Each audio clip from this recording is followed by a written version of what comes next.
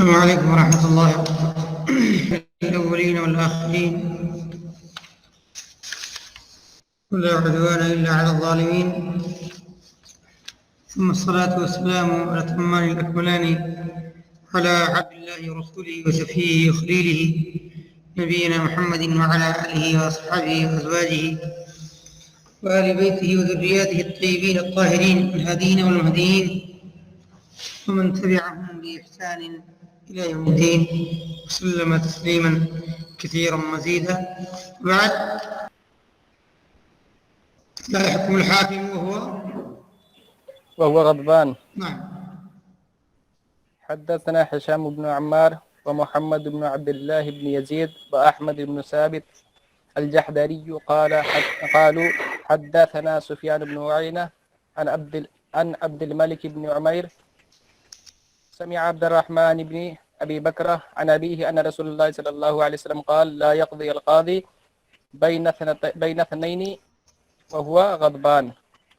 قال هشام في حديثه لا ينبغي للحاكم أن يقضي بين اثنين وهو غضبان. نعم. ابو بکر رضی اللہ تعالی عنہ کی حدیث ہے. ابو بکر کا نام کیا ہے؟ میرے خیال میں اللہ عالم کا نام نفیع ابن الحارث ہے. نفیع ابن الحارث. اگر میں ڈسٹرب نہیں ہو رہا ہوں تو بہرحال رسول اللہ صلی اللہ علیہ وسلم فرمایا کہ قاضی دو لوگوں کے درمیان غصے کی حالت میں فیصلہ نہیں کرے گا کیونکہ لا یقضی نہیں کا صیغہ نہیں. لیکن امام ابن ماجہ رحمۃ اللہ علیہ کے جو تین اساتذہ ہیں، ہشام اور محمد بن عبداللہ بن یزید اور احمد بن ثابت، تو ان میں سے دو نے یہی کہا، لیکن ہشام نے کیا کہا اپنے حدیث میں لا ينبغی، مناسب نہیں ہے. کیوں؟ اس لیے کہ غصے کی حالت میں کیا گیا فیصلہ. غصہ عقل کو کھا لیتا ہے، اڑا دیتا ہے، دور کر دیتا ہے. اس لیے عینی ممکن ہے کہ وہ حق پر مبنی نہ ہو، دلائل پر صحیح انداز میں غور نہ کیا گیا ہو، باتوں کو غور سے سنا نہ گیا ہو، اور جو فیصلہ دیا جا رہا ہے اس کی باریکی میں، اس کی حقانیت میں، اس کے انجام میں، اس کے عواقب میں، اس کے دلائل میں، ان کے دلائل کی گہرائیوں میں، دلائل کی پختگیوں میں دماغ اس کی حالت میں غور نہیں کر سکتا. عزت کی چیزیں، وقار کی چیزیں، ناک کا کٹنا، بہت کچھ. لہذا یہ بہت خطرناک چیز ہے. نبی کریم صلی اللہ علیہ وسلم نے، اور میرا خیال ہے کہ اگر اس حدیث کے الفاظ اکٹھا کیے جائیں تو مجھے امید ہے کہ شاید اس بارے میں نہیں کا صیغہ بھی ملے گا، چونکہ حقیقت یہ ہے کہ اس کو نہیں ہی پر ہونا چاہیے، یعنی حرام ہونا چاہیے چیز، تاکہ لوگ اس سے بچیں. اللہ اعلم. لیکن کیا نہیں کا صیغہ وارد ہے؟ نہیں آتا. جب تک اس حدیث کے اور دوسرے الفاظ کو اکٹھا نہ کیا جائے یہ بات کنفرم انداز میں کہنا مشکل ہے. ٹھیک ہے. اس کے بعد اگلی حدیث ہے باب قضیۃ الحاکم لا. بہرحال جو حدیث نہیں بول رہا ہوں وہ ساری صحیح ہے، اور آپ کو حدیث متعلق حکم پوچھا جائے گا تو آپ کو ذہن میں رہے کہ جن کو ہم ضعیف کہہ کر کے بتا کر نہیں گزر رہے ہیں تو باقی کے بارے میں آپ کیا کہیں گے؟ حدیث صحیح ہے بس. اس میں مقبول بھی ہو سکتی ہے، حسن بھی ہو سکتی ہے، جو کہ ہم نے باتیں عام طور سے تفصیلی آپ کو نہیں بتائی ہیں. حدیث کا حکم آپ پر شاید کہیں پوچھا جائے. اور آپ جانتے ہیں کہ آپشنل یا آبجیکٹو سوالات میں نمبر ٹائم جو آپ کو، اگر آپ کو جو ہے وہ ساری تفاصیل اختبار سے متعلق ملی ہیں جو دی گئی ہیں اور اس میں معلومات ہیں، تو بہرحال یہ ہے کہ اس بات کے چانسز میرے خیال سے ہیں جس میں شاید بہت چھوٹے سے سوال پر 2-3 نمبر بھی ہو سکتے ہیں، 4 بھی ہو سکتا ہے، 5 بھی ہو سکتا ہے. تو اس لیے جو ہے آپ کو دھیان دینے کی ضرورت ہے. اور آپ کی آسانی کے لیے میں نے یاد دلایا کہ اگر حدیث پر ضعیف نہیں بتایا گیا تو صرف صحیح لکھیں گے تو آپ کا جواب مکمل صحیح مانا جائے گا. ام سلمہ رضی اللہ تعالیٰ عنہ کی روایت کہتی ہیں کہ نبی کریم صلی اللہ علیہ وسلم نے فرمایا کہ تم اپنے معاملات لے کر میرے پاس آتے ہو، میں ایک بشر ہوں، اور ہو سکتا ہے کہ تم میں سے بعض دوسرے کے مقابلے میں اپنی دلیل پیش کرنے میں زیادہ قوی ہو. الحن، لحن سے مطلب زیادہ طرف زبان جسے کہتے ہیں، اور یہ بہت کام کی چیز ہے. بعض اوقات ہم سمجھتے ہیں کہ زبانی کرتا ہے تو کیا ہوگا، کیا کر لے گا. نہ ایسا نہیں، اللہ مکمل طور سے حقائق کو پلٹا جا سکتا ہے. آگے آپ فرماتے ہیں تو وَإِنَّمَا أَقْضِي لَكُمْ عَلَى نَحْوٍ مِّمَّا أَسْمَعُ، جو تم سے سنتا ہوں اسی کی بنیاد پر فیصلہ کرتا ہوں. یہ حقیقت تو نہیں جان سکتا نا کہ کس کا مال ہے. دلیلیں جو دو گے، جو سنوں گا اسی سے فیصلہ کروں گا. اس کو کہتے ہیں کہ عدالت ثبوت چاہتی ہے، قاضی ثبوت چاہتا ہے. اب آپ ثبوت کو پیش کرنے میں کمزور رہ گئے تو فمن قضیت له من حقه شیء، تو اگر حقیقت یہ ہے کہ میں نے اس کے بھائی کے حق میں سے کسی کے لیے فیصلہ کر دیا، اس کے لیے فیصلہ کر دیا، فلا یاخذہ، تو اس کو نہ لے. فلا یاخذہ، نہ لے، نہیں کرنے کا. فانما اقطع له قطعة من النار، اس لیے کہ زمین کا ایک ٹکڑا، چند کلو چاول، 1000-2000 پیسے، کپڑے اور بہت کچھ، لکڑی، چھوٹے چھوٹے سامان، ہاں، تو یہ چیزیں نہیں دے رہا ہوں اسے، بلکہ جہنم کا ایک ٹکڑا ہے جو اس کے لیے کاٹ کر میں دے رہا ہوں، جس کو لے کر وہ قیامت میں آئے گا. یعنی حرام کا ہوگا ظاہر ہوا جہنم کا ٹکڑا ہی. لہذا اگر آپ عدالت میں جیت گئے، سمجھا تم عدالت میں جیت گئے، جی ہاں، آپ اپنی زمین دوسرے کی زمین اپنی کر لیتے ہیں عدالت میں جیت کر کے. لیکن اس عدالت میں کیا ہوگا؟ دنیا کی عدالت میں تو آپ کی چودراہٹ اور پردھانی اور پیسے اور سورس میں اور پریوار میں اور طاقت میں، لیکن اس کچہری کا کیا حال ہوگا؟ حیث لا ينفع مال ولا بنون ولا دولارات ولا ریالات ولا ملیارات، جہاں کروڑوں اور ملائی اور ٹریلین اور بلین، کیا کیا ہے، بلین، سب کا کوئی جوڑ نہیں، کوئی حیثیت نہ. مناصب اور عہدے، منسٹریاں اور جنرل اور کرنل اور پی ایم اور سی ایم اور کچھ نہیں، سارا ختم. این الجبارون، دنیا کے اندر دوسروں کو دبانے والے آج کہاں ہیں؟ کیا ہوا؟ یہاں پر نگاہیں اٹھانے تک کی سکت نہیں. دوسری کی زمین کو ہڑپ کرنے والے، پورے ایئرپورٹس اور اسٹیشن خریدنے والے اور بیچنے والے، بڑی بڑی جائیدادوں کے مالک. کیا ہوا تجھے؟ آج تیری نگاہ اٹھ نہیں رہی، نگاہ ملانے کی سکت نہیں، آواز بیٹھی ہوئی ہے، سانسیں رک رہی نہیں. تو صدارت کا کیا ہوگا؟ تو یہ جو باب ہے، امام ابن ماجہ رحمۃ اللہ نے اس پر جو باب لگایا ہے، باب قضیۃ الحاکم لا تحل حراما ولا تحرم حلالا، حاکم کا فیصلہ کسی حلال کو حرام یا حرام کو حلال نہیں کرتا.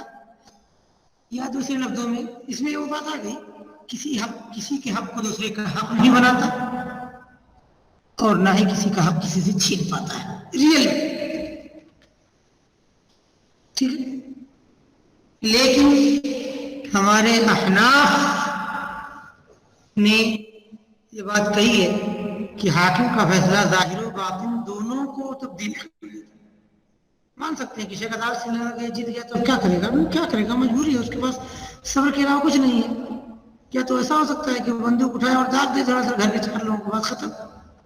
اور ایسے ہوتا ہے، مجبوری آ جاتی ہے کہیں، حالانکہ وہ جائز نہیں، مسلم کو باہر نہیں رہا، لیکن کیا کروں گا؟ آپ دھوکے سے میری ساری جائیداد لکھوا لیں گے اور میں آپ کو چین سے سونے دوں گا. میں اپنی بات نہیں کر رہا ہوں، میں دین کی سوچ نہیں کر رہا ہوں، میں لوگوں کے اندر جذبات کیا اصول پھڑکتے ہیں، کیا ہوتا ہے وہ بتا رہا ہوں. تو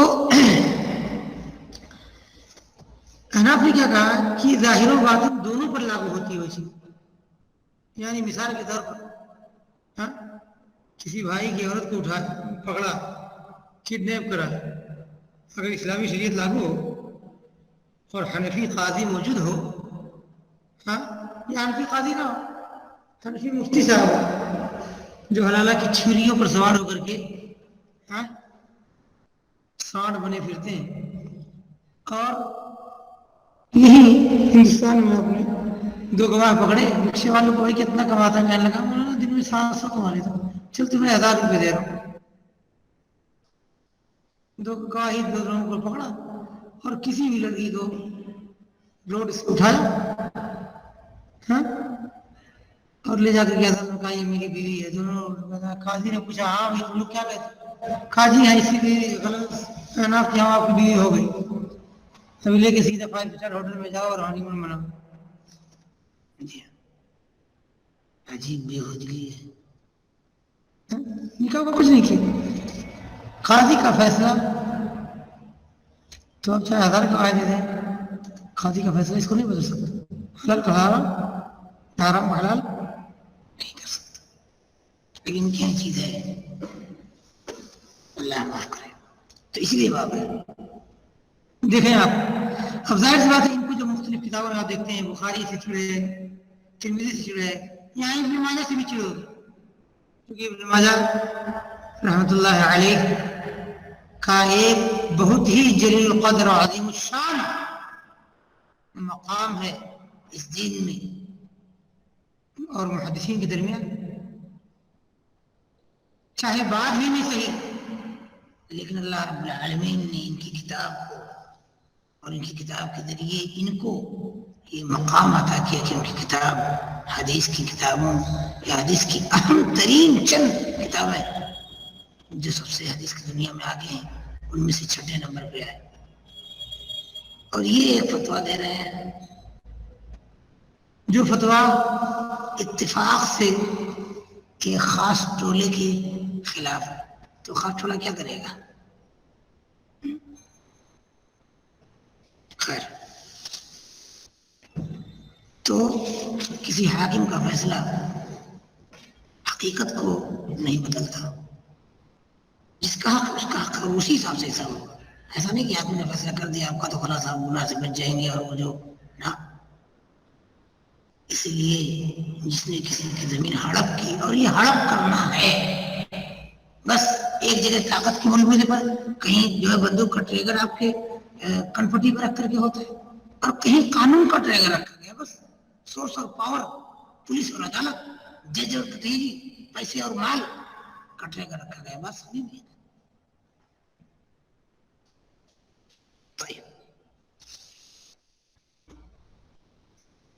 اگلا باب عبداللہ ابن بريدة رضی اللہ عنہ کی حدیث ہے, باب من ادعى ما ليس له وخاصم فيه. ابو ذر رضی اللہ عنہ کی روایت ہے, کہتے ہیں نبی کریم صلی اللہ علیہ وسلم کو انہوں نے فرماتے ہوئے سنا, من ادعى ما ليس له فليس منا. جو شخص اس چیز کا اپنے لیے دعویٰ کرے جو اس کا نہیں, دوسرے کا حق, دوسرے کی ملکیت ہے, دوسرے کی جائیداد ہے, دوسرے کی چیز ہے, تو کیا ہوگا؟ فَلَيْسَ مِنَّا وَلْيَتَبَوَّأْ مَقْعَدَهُ مِنَ النَّارِ. وہ اپنے ٹھکانے جہنم بنا لے. یہ حدیث اس بات پر دلیل ہے کہ یہ چیز دوسرے کا حق لینا عام حالات میں, وہ حق جو دل پر اثر کرے, یعنی فرض کر لیجیے آپ کسی کے جو ہے باغیچے سے گزرے, آم کا پورا باغیچہ آپ نے کام کر لیا, ہو سکتا ہے اس میں داخل نہ ہو, یا کہیں پر اجازت ہوتی ہے, یا اس طرح سے کہ آپ انتہائی زیادہ بھوکے ہیں اور آپ اس طرح خاص لے لیتا کیا, تو اس سے مستثنا ہو سکتا. لیکن نارمل عام حالت کسی کوئی چیز لیا تو يتبوأ مقعده من النار.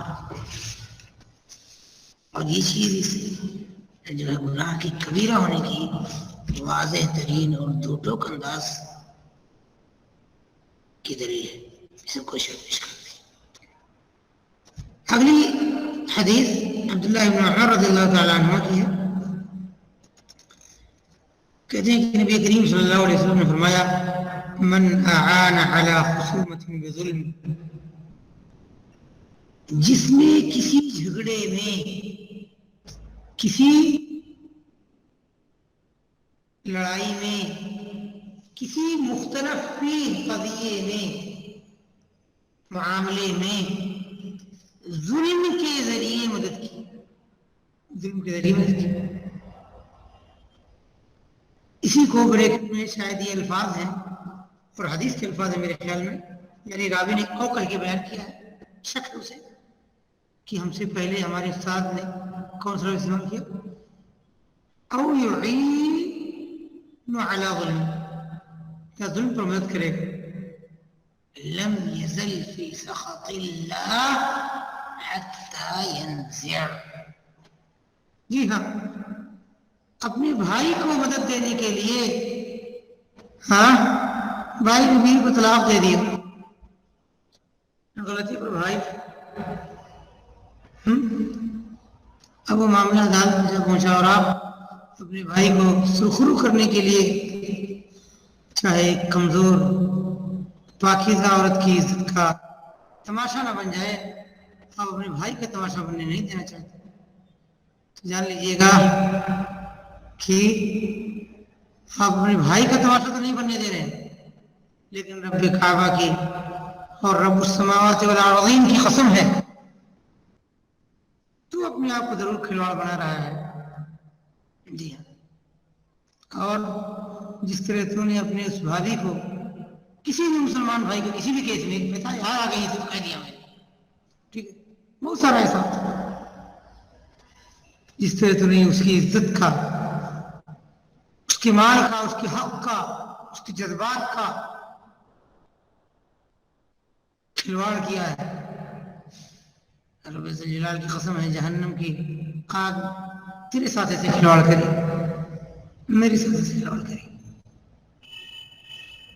تو لم یزل فی سخط اللہ، وہ اللہ کے غیظ و غضب کے اندر ہوتا ہے. اللہ کا غیظ و غضب اس کے اوپر برابر رہتا ہے، یہاں تک کہ وہ اس چیز سے، اس غلط گواہی سے، اس غلط حمایت سے اپنے آپ کو نکال نہ لے، الگ نہ کر لے. جی ہاں، بھائی عدالت میں جا کر کے بھائی مجھ سے غلطی ہے، ایسا نہیں ہے، بات ختم، چاہے میری جان رہے، چاہے کچھ رہے، جو بھی ہو، لیکن میں توبہ کرتا ہوں کہ نہیں. جی ہاں، الا وشہادۃ الزور، الا وشہادۃ الزور، الا وشہادۃ الزور. حالانکہ شہادت کے رائے میں بہت کچھ ہے، کسی بھی طرح سے مدد کیا. ولا تكتموا الشهادة ومن يكتمها فإنه آثم قلبه. آثم صرف نہیں کہا کہ وہ گنہگار، بلکہ اس کا دل ہے آثم. من يكتمها فإنه آثم قلبه. اللہ تعالیٰ سبھی کو عافیت میں رکھے. طيب، اگلی حدیث ہے جو بہت ہی عظیم ترین حدیث ہے، اس میں عبداللہ ابن عباس رضی اللہ تعالیٰ عنہ فرماتے ہیں باب البیع، باب البینہ علی المدعی والیمین علی المدعا علیہ. یہ شریعت کا قانون ہے کہ جو دعویٰ کرے گا وہ گواہی پیش کرے گا. آپ نے جا کر دعویٰ کر دیا کہ زمین میری ہے تو دلیل آپ دیجیے، گواہی آپ بلانا، یا تو آپ کے پاس کاغذ ہے، خلاص بات ختم، کوئی بھی دے جو ہے گواہی یا دلیل. نہیں تو آپ جیسے یہ موبائل ہے، آپ نے کہا کہ دعویٰ کیا پولیس میں کی میری، تو کہ ہے کس کے پاس اس وقت؟ میرے ہاتھ. مثلا کیا کریں گے آپ؟ دلیل دیں گے، ورنہ اگر آپ دلیل نہیں دے پائے تو شریعت کی قانون کیا ہوگا؟ میں قسم کھاؤں گا کہ نہیں یہ جھوٹ کر رہا ہے، یہ میری ہے، اس کی نہیں، یہ بات ختم، میری ہو جائے. والیمین علی من مدعا علیہ. تو نبی کریم صلی اللہ علیہ وسلم فرمائے لن یعطى الناس بدعواہم، اگر لوگوں کو ان کے دعوے کی بنیاد پر چیزیں عطا کر دی جائیں، لوگوں کو ان کے دعوے کا حق دے دیا جائے، دعوے کا تقاضا کرنے والی چیز دے دی جائے، ادعى ناس دماء رجال واموالهم، تو لوگ دوسرے لوگوں کی خون اور جان اور ان کی مالوں کا دعویٰ کرنے لگ جائیں. جی 4 سال پہلے جب میرا بھائی مارا گیا تھا اس کے بھائی نے مارا تھا. جی ہاں، کوئی بات نہیں، شریعت آپ کی بات کو سنتی، قبول کرتی، نہیں کاغذ ڈالیے اور پیش کیجیے اور ثابت کیجیے، دلیل دی. کس دلیل کی بنیاد؟ ہاں کھالی کہہ دینے سے نہیں ہو جائے. جی ہاں، آپ چاہے اتنے پکے مسلمان، چاہے اتنے بڑے عالم، اور چاہے اتنی بڑی داڑھی اور جبہ اور دستار اور قبہ اور ٹوپی اور ہاں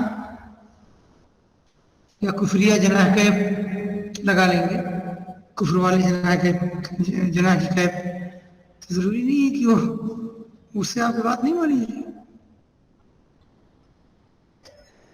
ولیکن الیمین علی المدعا علیہ، مدعا علیہ قسم کھائے گا اگر آپ دلیل نہیں دے پائے تو اس حدیث کا ٹکڑا دوسری حدیثوں میں یہی ہے کہ البینۃ علی المدعی والیمین علی من انکر.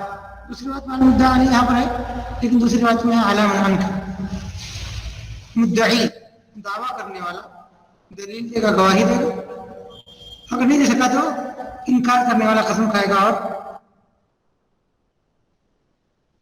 فیصلہ اس کے حق میں کر دیا جائے گا. یہ شریعت کا قانون ہے، اور جہاں پر شرعی قوانین لاگو ہیں وہاں پر اس کا عمل ہوتا ہے. جی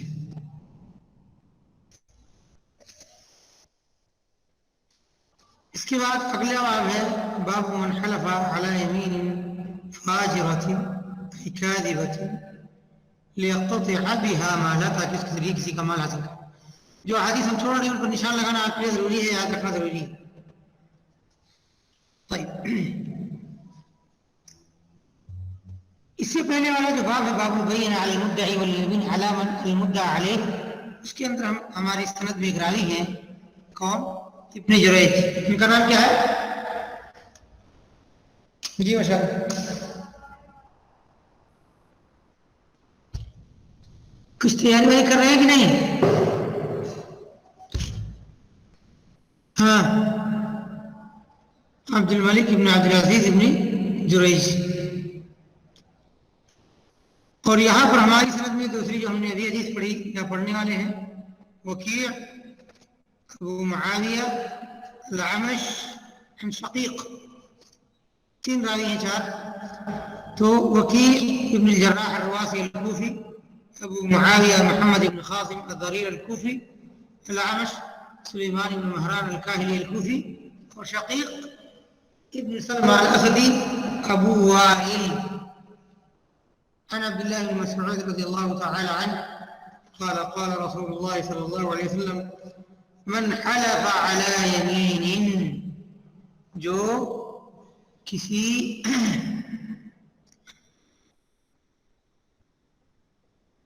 قسم، من حلف على يمين جو قسم کھائے گا کسی چیز پر، وهو فيها فاجر، اور اس کے اندر جھوٹا ہوگا، جھوٹی بات پر قسم، یقتطع بها، بها میں ضمیر لوٹ رہی ہے یمین کی طرف، یمین کی طرف، تاکہ اس قسم کے ذریعے کسی مسلمان کے مال کو ہتھیا لے حاصل کر لے. لقی اللہ وهو علیہ غضبان. اللہ ہم کو بخشے، اللہ سے ملے گا اس حالت میں کہ اللہ رب العالمین سے غضب نہ ہوگا. معاملہ بہت سخت ترین ہے اور بہت اہتمام کے قابل ہے، چھوٹی سی چھوٹی چیز. اس لیے میرے بھائی لالچ اور حرص کر اس بات پر میں اور تو کہ اپنے بغل کے ساتھی کا اگر پینسل بھی ایک نقطہ لگانے کے لیے استعمال کرنا ہے تو اسے پوچھ، اسے اجازت لے. لیکن یہاں پر تو قسم کی بات نہیں ہے، لیکن اس سے پہلے کی جو روایتیں آپ کو آ چکی ہیں یہ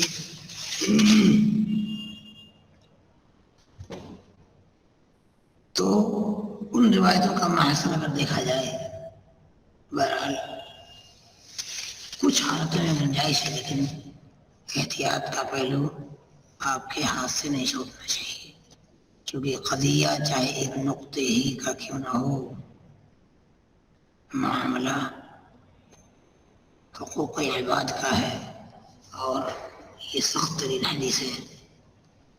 اللہ ہم سبھی کو بچائے. اس لیے کہ اس کی بہت ساری شکلیں ہم سمجھتے ہیں کہ نہیں میں نے ایسا کہاں کیا ہوگا، لیکن جب اعمال کے صحائف کھولے جائیں گے تب پتہ لگے گا کہ کون کتنے پانی. اللہ ہم سبھی کو بچائے. اللہ ہم سبھی کو بچائے. آمین یا رب العالمین.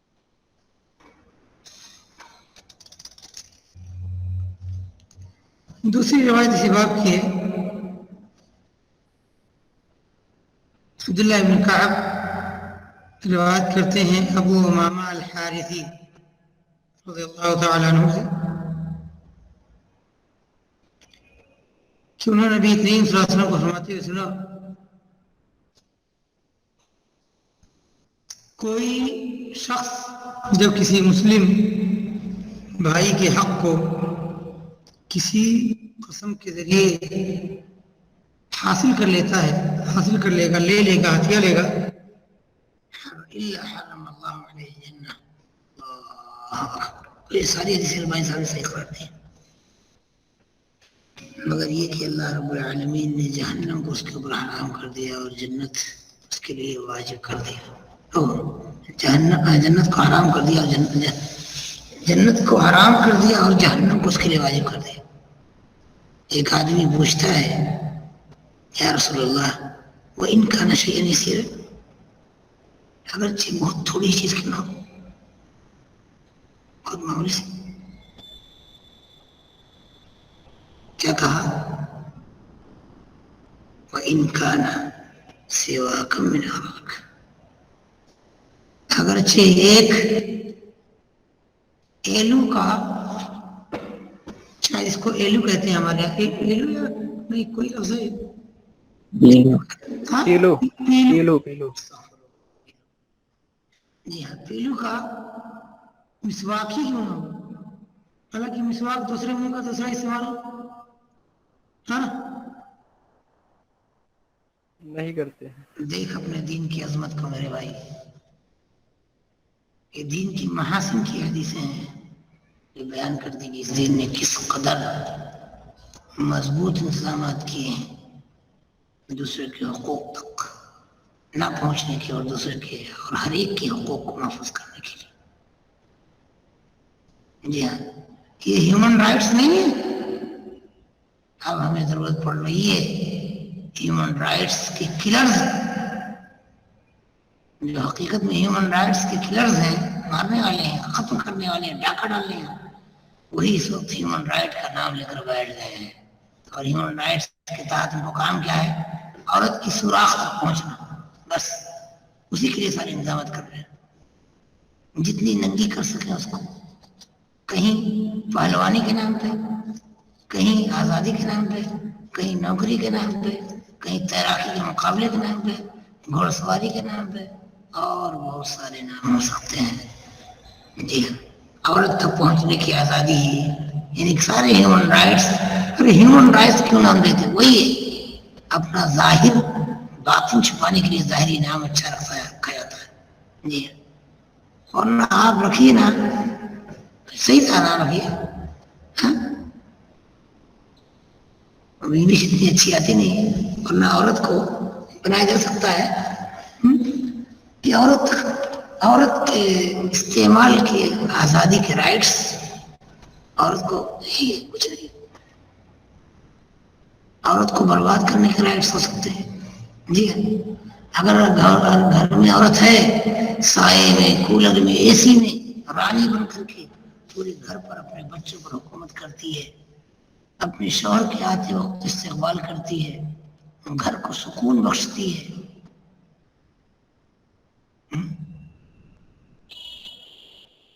تو اس پر ظلم ہو رہا ہے، باہر نہیں نکلنے دیا ہے۔ لیکن اگر اسی کے آدھے کپڑے نکال لو اور باہر دھوپ میں بھاگنے کے لیے کہو اور لوگوں کے سامنے آدھے گھنٹے تک کمر توڑنے کو کہو جس سے وہ ادھوری ہو جائے، تو یہ بالکل اس کے حقوق کی ادائیگی ہے نا۔ واہ، ایک شوہر اپنے گھر میں وہ اس کے حقوق کو ادا کرے اور اس کے حقوق کو ادا کرے، اس کی غلطیوں پر اسے معاف کرے،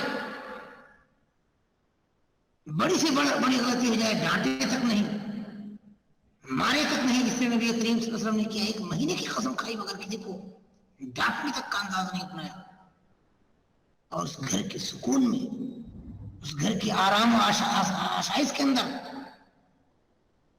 اس کے بچوں کے ساتھ، اس کی ملکیت اور حکومت کے اندر خود مختار چھوڑ کر کے اسے جیسے ایک بادشاہ کی رانی ہوتی ہے، اسے پورے گھر کی ملکیت، سارے پیسے، کھانے پینے کی چیزیں، اس میں سے خرچ اڑوس پڑوس میں دینا، بچوں پر خرچ کرنا، کیا چیزیں ہونی ہیں آج، کیا نہیں ہونی ہے، کیا فیصلے لیے جانے ہیں، کس انداز میں گھر کے اندر پائے جانے والے اور آنے والے مال کو مینٹین کرنا ہے، کس انداز کی چیزیں کھانے میں رکھنی ہے، اس پوری حکومت کی ملکہ مختار ہے، تو اس پر ظلم ہو رہا ہے۔ اور اگر آدھے کپڑے پہن کر کے آدھا سینہ کھول کر کے ٹھمکے لگا رہی ہو اور 10 لوگ کہیں یہاں چوم رہے ہو، کہیں وہاں چوم رہے ہو، کوئی ہاتھ پکڑنے دوڑ رہا ہو، کوئی کچھ پکڑ لے، تب وہ آزاد ہے، اس پر کسی کی نہ نگاہ بری ہے نہ کسی کی نیت بری ہے، تب سب کچھ ہے۔ Human rights,